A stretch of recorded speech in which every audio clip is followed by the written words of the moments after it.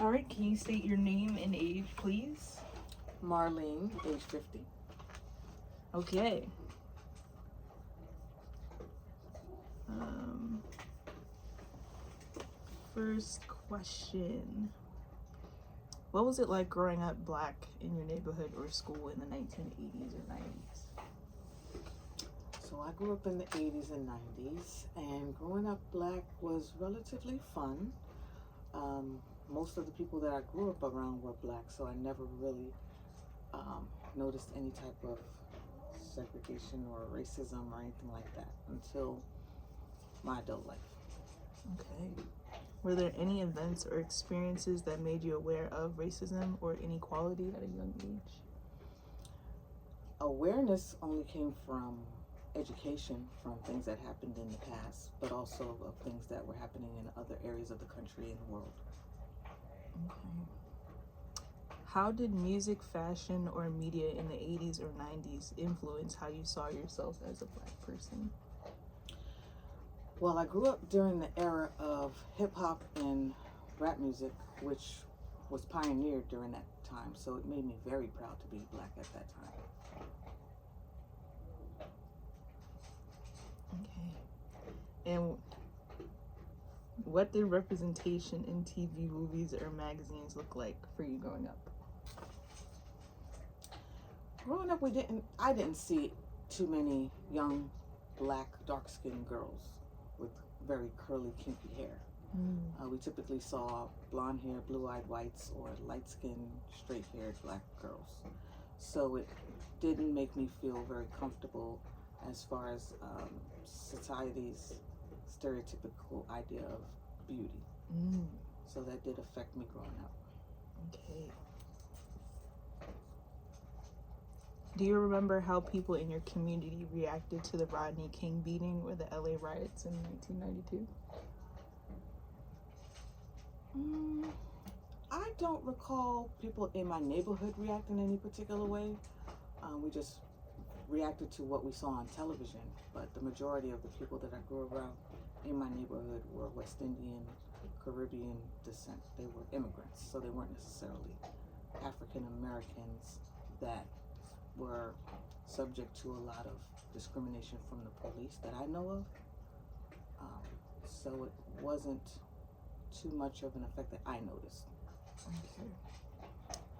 And what was the impact of the war on drugs or mass incarceration on your community or people you knew? Well, growing up in Flatbush, Brooklyn, it was a pretty segregated area, mostly black, mostly Caribbeans, and a lot of folks during that time, there was the crack epidemic, so I knew of a lot of people who were affected either by using drugs or selling drugs and having to spend large amounts of time incarcerated. So it affected my community very much so.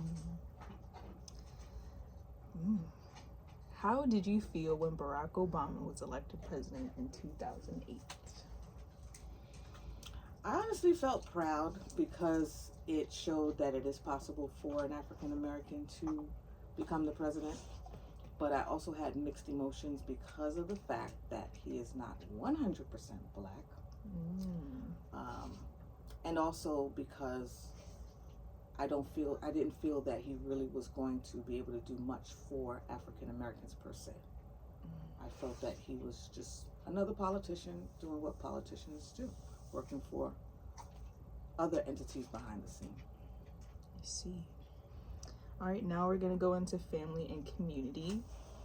What messages did your family give you about being black in America? I didn't really get any messages, but what I learned is to just do the best that I can because we already have our race as a stigma towards success in this country. So it almost made us feel like we had to do things better than the average because of the fact that we were black. And then on top of it, I'm also female, so I feel like I had to work even harder to be successful in America. I see. Did your parents or grandparents share any stories with you about segregation or civil rights? No, because my parents weren't raised in America. So by the time that happened, they weren't in this country. So they never experienced segregation in the perspective of a Black American. I see. Have you experienced discrimination in school, work, or public life? If so, how did you respond? If I did, it wasn't blatant. By the time I entered the workforce, I was in the military, and there isn't any outright racism, but there's subtle. Sometimes there's subtle inferences of racism. So nothing that I can necessarily point out or prove, but just little in nuances that can be said and Microaggressions? Microaggressions, that's a good word. Okay. What barriers do you think African Americans still face today that you experienced growing up?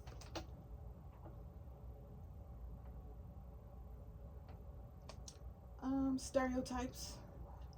That if you wear your hair a certain way, or if you didn't go to a certain school, or if you dress a certain way, that you take on certain ideas and philosophies, which isn't true. So I believe everyone should be not taken at face value, but given an opportunity to express themselves, show what they're about before they're judged. But that's human nature, I guess. So I don't know if that's something that will be eliminated anytime soon or at all.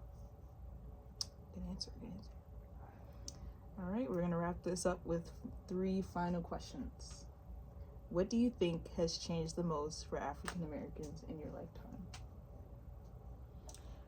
In my lifetime, changed the most, I guess just access to education, access to home ownership, access to good health care.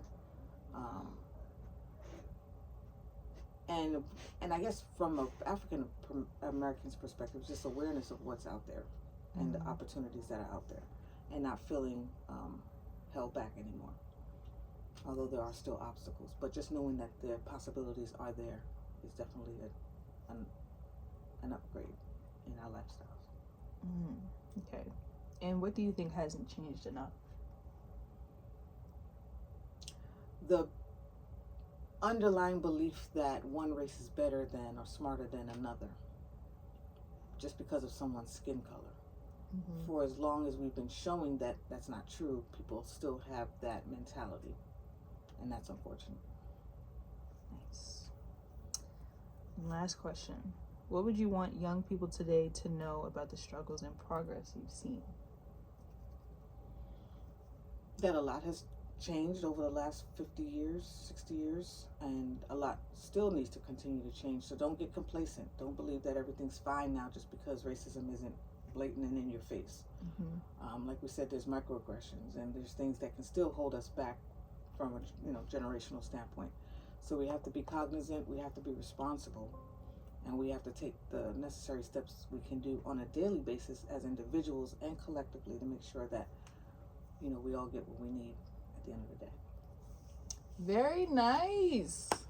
Thank you so much for letting me interview you. You're so welcome. That was Thank you it. for the opportunity. Of course.